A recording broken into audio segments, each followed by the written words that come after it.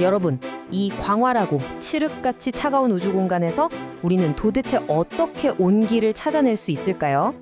자, 오늘 이 시간에는 한국 SF 문화, 그중에서도 정말 많은 사랑을 받고 있는 김초엽 작가의 작품들을 좀 깊이 파보려고 하는데요.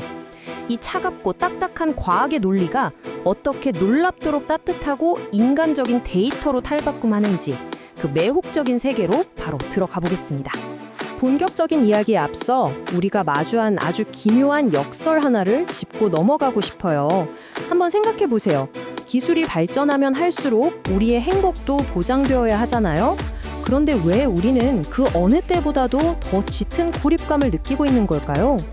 사실 이 눈부시게 빠른 기술 발전의 이면을 가만히 들여다보면요. 그 속도를 따라가지 못하는 가장 취약하고 섬세한 인간의 감정들이 저 멀리 뒤처져 있다는 사실을 발견할 수 있거든요. 그렇다면 여기서 아주 중요한 질문을 하나 던져보죠. 우리가 그토록 간절히 바라던 미래를 향해 빛의 속도로 워프할 때 과연 그 화려한 진보의 우주선에 타지 못하고 덩그러니 남겨지는 이들은 누구일까요? 기존의 하드 SF 작품들을 떠올려 보시면 보통 어때요? 거대한 우주의 물리 법칙이나 아주 건장한 영웅들의 생존기에 집중하는 경우가 많았죠? 그런데 김초엽 작가의 시선은 완전히 다른 곳을 향하고 있습니다. 그녀는 진보라는 화려한 타이틀 아래 철저히 가려져 있던 미시적인 감정들, 그리고 사회에서 소외되고 이른바 결함이 있다고 여겨지는 신체들의 아주 따뜻한 돋보기를 들이대거든요. 정말 신선하고 흥미로운 접근이죠. 자, 그럼 이 작가가 우리의 추상적인 고뇌나 감정들을 어떻게 눈에 보이는, 만질 수 있는 실질적인 과학 데이터로 만들어내는지 한번 살펴볼까요? 이 상상력들이 진짜 놀라운데요. 예를 들어 우울함이나 공포 같은 감정을 우리가 마트에서 물건 사듯이 조형물 형태로 구매하는 사회를 상상해보는 거예요. 또 외계 지성체와는 우리가 쓰는 언어가 아니라 색채를 통해서 공감의 주파수를 맞추기도 하고요. 심지어 죽은 사람의 기억을 전부 디지털로 업로드해서 보관하는 마인드 도서관이라는 곳에서 잃어버린 어머니의 데이터를 추적하기도 하죠. 인간의 가장 본질적이고 복잡한 마음의 조각들이 철저하게 과학적인 데이터로 재구성되는 정말 경이로운 순간들을 보여주는 겁니다. 사실 김초엽 작가가 뉴스 인터뷰에서 아주 뼈있는 메시지를 던진 적이 있어요. 만약 미래 사회가 소수자를 배제하고 폭력적으로 대한다면 그게 아무리 엄청난 기술적 유토피아라고 해도 근본적으로 잘못되었다는 거죠. 우리는 그냥 이런 디스토피아적 설정을 팝콘 먹으며 오락으로 소비하고 끝낼 게 아니라 반드시, 진짜 반드시 더 나은 세계를 상상해야 할 책임이 있다는 걸 강조하는 겁니다. 그렇다면 이 완벽함을 강요하는 사회에서 튕겨져 나온 이른바 불완전한 존재들은 어떻게 살아남을까요? 역설적이게도 이들이 어떻게 가장 강력한 연대를 맺게 되는지 확인해 보겠습니다. 이 주제는 단순히 소설적 상상력을 넘어서 현대 문학 학계에서도 굉장히 진지하게 다루고 있는 부분인데요. 여러 연구들을 보면 소설 속에 등장하는 결함 있는 신체들은 결국 누군가의 보호만 받아야 하는 수동적인 대상이 아니에요. 오히려 이들은 과학기술을 아주 능동적으로 활용해서 자신들의 시공간적 한계를 훌쩍 넓혀버리고요. 정상과 비정상을 나누는 그 낡아빠진 이분법을 아주 통쾌하게 부숴버립니다. 결국 여기서 말하는 진정한 인간다움이라는 건 티끌 하나 없는 무결점의 완벽함에서 나오는 게 아니라는 겁니다. 오히려 서로의 고통을 알아봐주고 공감하는 그 공유된 데이터에서 피어난다는 거죠. 소설 순례자들은 왜 돌아오지 않는가의 인물들을 보면요. 유전자 조작으로 만들어진 그 완벽한 유토피아를 제 발로 뻥 차고 나와서 굳이 고통과 차별이 득실거리는 낡은 지구로 향하거든요.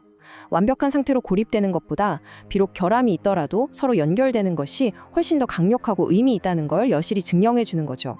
이제 조금 방향을 틀어서 아주 흥미로운 사회학적 개념 하나를 접목해 볼게요. 과연 이 시간의 흐름이라는 게 우리 모두에게 정말 공평하게 흘러가는 걸까요? 독일의 철학자 에른스트 블루흐가 말한 비동시성의 동시성이라는 개념이 있습니다. 말이 좀 어렵게 들릴 수 있는데 쉽게 말해서 이래요. 우리가 물리적으로는 지금 똑같은 시대를 살아가고 있잖아요. 하지만 그렇다고 해서 우리 모두가 똑같은 수준의 기술적 혜택이나 사회적 현실을 누리는 건 아니라는 뜻입니다. 아무리 눈부신 미래 시대가 와도 누군가는 여전히 캄캄한 과거의 시간에 갇혀 있을 수 있다는 꽤 뼈아픈 진실이죠. 이 잔인할 정도의 모순이 소설 속 인물들을 통해 정말 생생하게 그려지는데요. 평생을 웜홀 개척에 바쳤던 안나 할머니를 한번 생각해 보세요. 더 빠르고 혁신적인 워프 왕벽이 딱 도입되자마자 그녀는 하루아침에 구식 기술의 찌꺼기 취급을 받으며 우주 정거장에 쓸쓸히 버려집니다. 또 가난한 사람들은 시간이 완전히 멈춰버린 올드타운이라는 곳에 갇혀서 다 낡아빠진 로봇의 돌봄을 받으면서 간신히 연명하죠. 그러니까 개인이 가진 신체적 조건이나 계급에 따라서 미래라는 시간은 정말 완전히 다른 속도로 흘러가고 있는 겁니다. 자, 그럼 이제 마지막으로 살펴볼 건 이겁니다. 이렇게 소외되고 남겨진 이들이 그저 가만히 체제에 순응하고 있을까요? 절대 아니죠. 기꺼이 자신들만의 새로운 우주로 발을 내딛는 주체적인 목소리들을 따라가 보겠습니다. 입센의 유명한 고전휘곡 인형의 집에 나오는 주인공 노라, 다들 아시죠? 소설 속 이 소외된 존재들도 노라처럼 행동합니다. 무기력하게 도망치는 게 아니에요. 가장 먼저 자신들을 억압하는 세계의 모순을 깨닫는 인지적 도약을 거치고요. 놀랍게도 자신들을 배제시켰던 바로 그 과학기술을 오히려 무기로 삼아서 역량을 끌어올립니다. 그리고 마침내 서로를 돌보는 끈끈한 연대를 통해 그들만의 새로운 공동체를 건설해내죠. 이게 바로 철저히 배제당했던 이들이 가장 고도로 윤리적인 포스트 휴먼 우주를 탄생시키는 정말 멋진 과정입니다. 결코 우리가 원하는 곳에 닿을 수 없겠지만 그렇다고 해서 우리가 가는 길을 멈춰야 하는 것은 아니다. 와, 정말 멋진 말 아닌가요? 우주가 제 아무리 차가운 물리적 한계를 정해놓았다고 해도 절대 포기하지 않는 굳건한 인간의 의지, 그리고 우리가 서로 맺는 연결의 온기, 바로 이 따뜻한 데이터가 결국 그 불가능이라는 벽을 뛰어넘는다는 것을 너무나도 완벽하게 포착해낸 문장입니다. 자, 오늘 준비한 이 탐구를 마무리하면서 여러분께 한 가지 질문을 꼭 남기고 싶어요. 만약 기술의 빛나는 발전 속도가 당신을 저 멀리 뒤처지게 만든다면 그때 여러분은 어떤 새로운 우주를 창조하기로 선택하시겠습니까? 말도 안 되게 가속하는 세상, 그리고 그 속에서 가장 인간적인 감정이 교차하는 바로 이 지점에서 우리 각자만의 해답을 한번 깊이 고민해 보았으면 좋겠습니다. 끝까지 함께 해주셔서 정말 감사합니다.